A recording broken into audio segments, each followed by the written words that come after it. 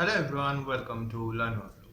In this video, we will discuss about the difference between SQL and NoSQL. So at times we even call this SQL and NoSQL. So the both pronunciation goes well. So we'll try to understand these differences between these two well-known databases, and at the end we'll try to understand when we can use SQL and when we should use NoSQL.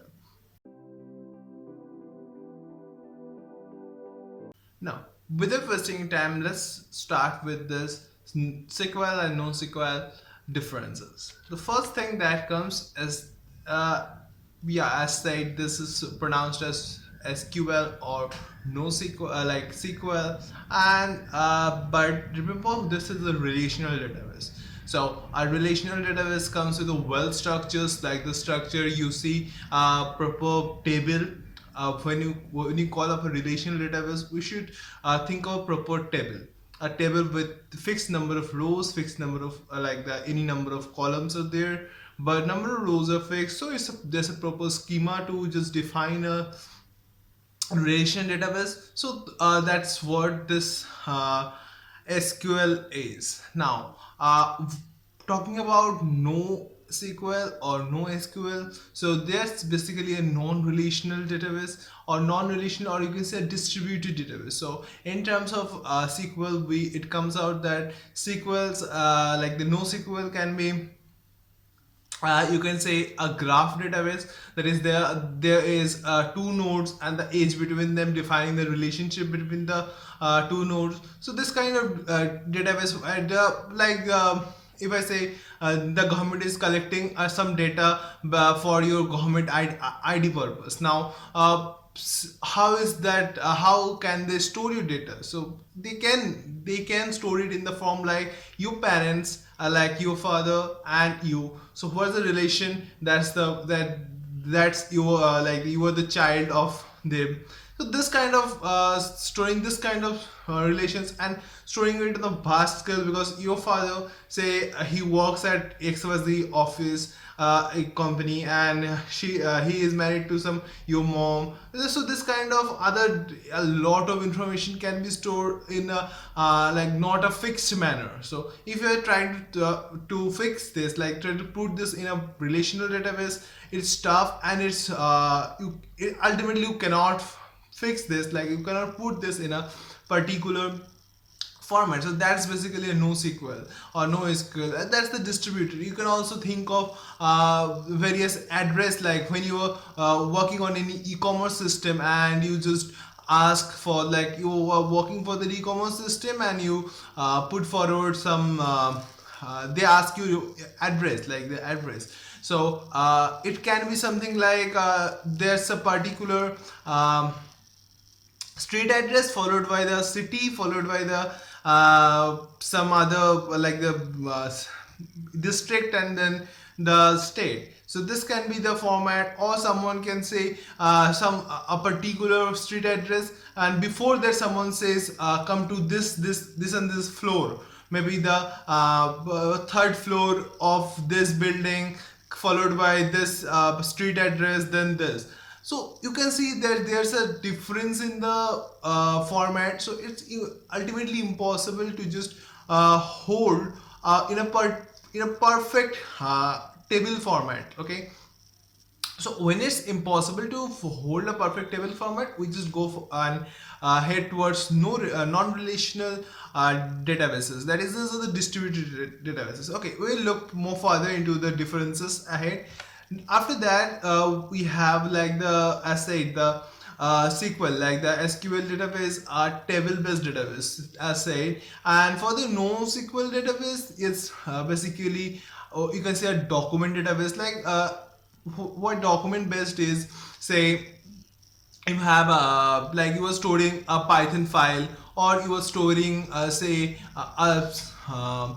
other kinds of files. Say there's a document file, maybe a Word document, a text document. So you are storing this kind of file. You are storing say videos, you are storing audios. So how are you about to store these things in in a tabular format? Like in a SQL database, it's impossible. Like it's you cannot do this basically. How can you do that in, like, you cannot store a file, a document in table? That's impossible. You need some storage amount, a different kind of storage. Not a table is suitable for storing documents, right? For NoSQL, you can, like, the databases like key value pair. So what this key value pair is, there's some fixed key and there's some value assigned with this key. Okay, so that's a key value pair. This kind of databases are also considered in NoSQL databases. Moving forward to the next other differences between SQL and NoSQL, you can say the SQL database is a predefined schema. As said, it has a table format and it has a fixed number of columns. The rows are can be infinite, can have any number of rows, that is different, but is that schema is fixed. Like, it's predefined what would be its structure, what would be schema. So it's predefined. Now, in the sense, when you talk about NoSQL databases, what happened? It's a dynamic schema. It has a dynamic schema, so you can just consider any number of, like, any kind of dynamic structure for that NoSQL databases. There's nothing predefined or nothing prescribed that you need to strictly follow this and this rules. No, there's nothing like that. Moving on, it's one of the important differences that I feel in the SQL and NoSQL databases. So basically, SQL databases like follow the ACID properties. So what's ACID properties? And ACID properties basically means it follows atomicity, it follows consistency, it follows isolation, and it follows durability. So these properties are important whenever you are trying to do some transactional, like you are trying to consider some transactions. Okay, so OLTP format is there, online transaction processing you are doing. So this kind of databases are actually helpful in that. So remember, this kind of databases are also involved with consider like breaking the databases into smaller databases and with some primary key in each table, and at the end just joining the databases to make it the original one. So this kind of databases are actually helpful in transactions, like when holding transaction in just considering that this like transaction will be good and fair. Okay, like that there isn't any error occurring in the transactions. So SQL databases are the best one, like the databases that are supporting ACID properties. Talking about NoSQL databases, so NoSQL databases actually follow the base rule. So what's that? It's the basic availability, software, soft state, and eventual consistent. Okay, so let's discuss this in a bit later, and we'll understand how this ACID and base is a bit different. Okay, but talking about the examples, you can take an example of Microsoft SQL database. The Azure SQL database is a good example, and I usually use that a lot for my purposes. And whereas for NoSQL database, you can consider my Azure Cosmos DB as one of the database that is fully managed NoSQL database. Alright, talking about other NoSQL, like the SQL and NoSQL databases, you can say there we have MySQL. Like MySQL is a well-known SQL databases, and a lot of people use that. So there's a large number of varieties out there, and you can consider any one of that, right? That's the basic difference between SQL and NoSQL databases. Let's look forward in towards the ACID and base properties, the properties that is pointed out in the point 4 here. Now, what's this? So ACID properties are, you can say, these are the RDBMS properties. Like these are the standard rules for the RDBMS. So what is this RDBMS? RDBMS is a relational database. So whenever you're talking about relational database, it refers to SQL databases. Okay, so ACID properties are atomicity. So what atomicity is? Atomicity can be, you can say, whenever a transaction is like a transaction is taking place, it should be considered as a one transaction. How? In case the transaction fails at some point of time, it should be like reversed completely. So either transaction is happened or transaction didn't happen. Okay, this kind of state is atomicity. Like each transaction is considered as a single unit. So either it's one or it's zero, like a binary property. It's atomic. Okay, there cannot be any in between states. There 1.5% of the transaction is done. No, nothing like that can be possible.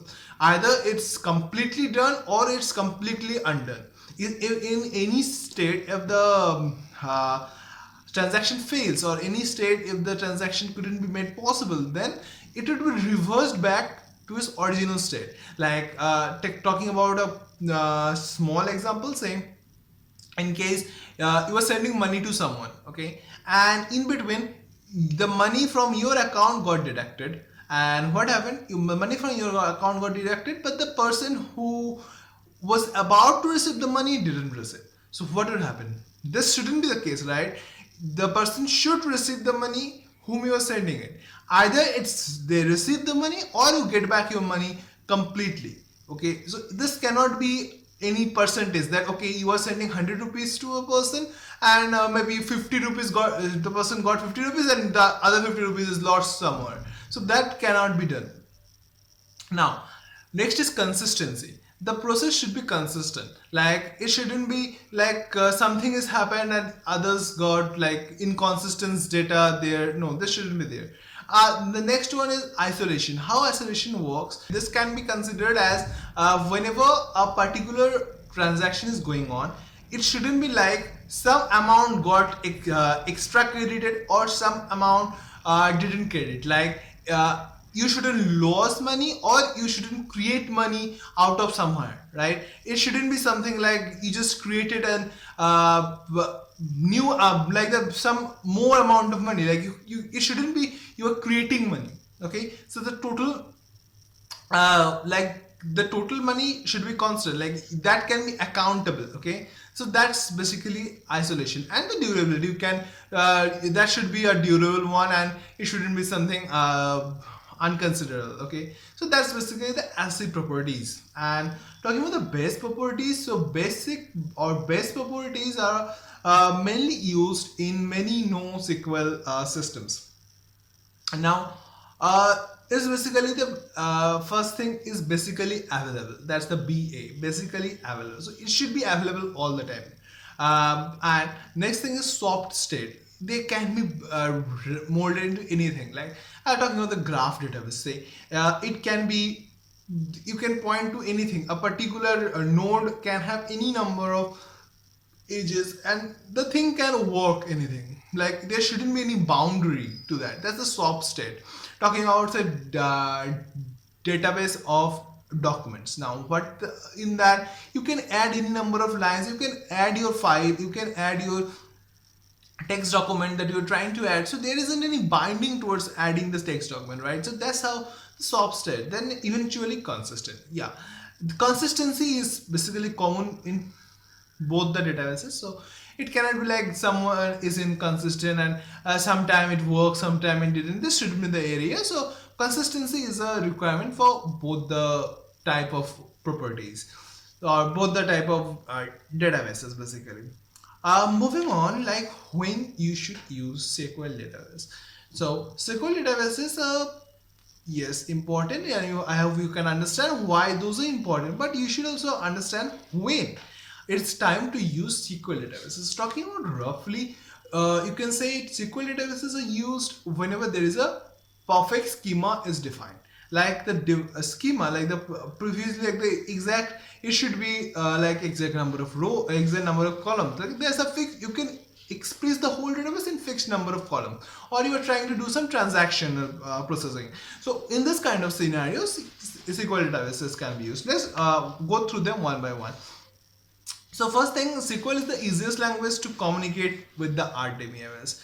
So for whenever there is a relational database, so SQL is the easiest one to communicate. So for that, you need that whenever this easiest one, it becomes easy for developers or for the system to communicate with the with the database. So whenever there you need a faster communication, like the transactional systems, I say, it's SQL is recommended. Like moving on to the next one is analyzing behavior related and customized sessions. Whenever you are trying to analyze the behavioral related or customized sessions, like the particular sessions that comes up, then SQL is recommended. Like also you are trying to building a custom databases. Whenever you're trying to build custom databases, a SQL database is more or less recommended.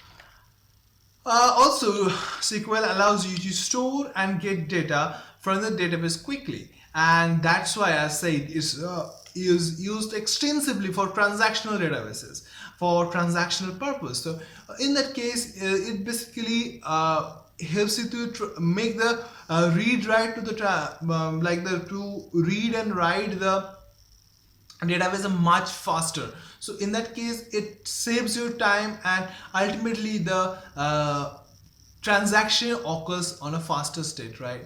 That's the how the SQL database works. Now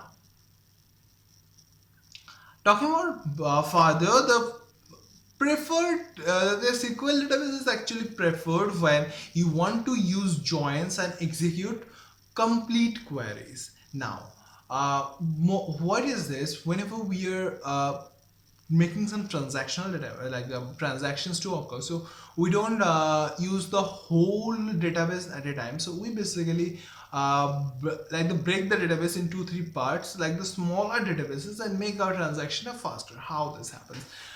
Suppose whenever we are trying to transact some money, for this transaction we need the person's like on the backend side, we need the person's account number, and we need the recipient's account number, like whom the person is sending money. We need what we need the exact money that is being transacted, because other security processes are in the front end. So in the back end, when all the processes are made, you need to make the transaction now. So for that you don't need a hell lot of information, like who's the person's name, what the person does, where is the address, what is his photograph. This is not the information required, right? So for a particular transaction to happen, you just break down this three data into a smaller table. So the like this kind of a small, you just break down this data, hill like the do the transaction, like I'll subtract this money from the particular sender's account and add this money to the particular recipient's account, and that's the two databases you got. After that, you just do your transaction. So this helps in saving time, and really you can easily join this small stuffs back to the original one. So that can be done in a later state, but ultimately this transaction part should be done in a much faster way, and much small stocks can be done, right? That's how SQL helps you in this. Talking about NoSQL databases. So NoSQL databases is when your ACID support is not needed. Okay, those atomicity, consistency, isolation, durability, this kind of support is not needed for you. Then you can is preferred go for NoSQL. Also, that when the traditional RDBMS model is not enough. Whenever we talk about graph databases, or whenever we're trying to save pictures, like you are uploading profile pictures to your social media or to your Facebook or WhatsApp, so this kind of you are uploading a profile picture, right? So whenever you are uploading profile picture, or you are uploading some videos, audios, whenever you're doing this kind of data, like the doing this kind of stuff, you are about to control this kind of stuff, then RDBMS is not the perfect case, or is not enough to control your to handle your data, right? RDBMS cannot control your files, cannot control your documents. So then go for NoSQL databases. Now data which needs a flexible schema. Yes, this kind of data, like you were exactly in the same thing, you are trying to store data of say our text documents, a Word document. That cannot be fixed in a particular schema. A Word document can be any number of rows, or a large file can be there, or a one page document can also be there. So in that case, this data needs a flexible schema. It cannot be binded that okay, you can use only this number of rows, and like this number of lines can also be used. No, that cannot be done. So in that case, a flexible schema is required. So go for NoSQL databases. After that, constraints and validation logic not required to be implemented in databases. So in SQL database, we usually make a lot of validations. Like when we say when a particular column is this, or when the particular row, say a column named a roll number. So we say whenever a roll number of the particular student is this, then send me the name of the student. So you just creating a constraint, or you are just making some validations to work.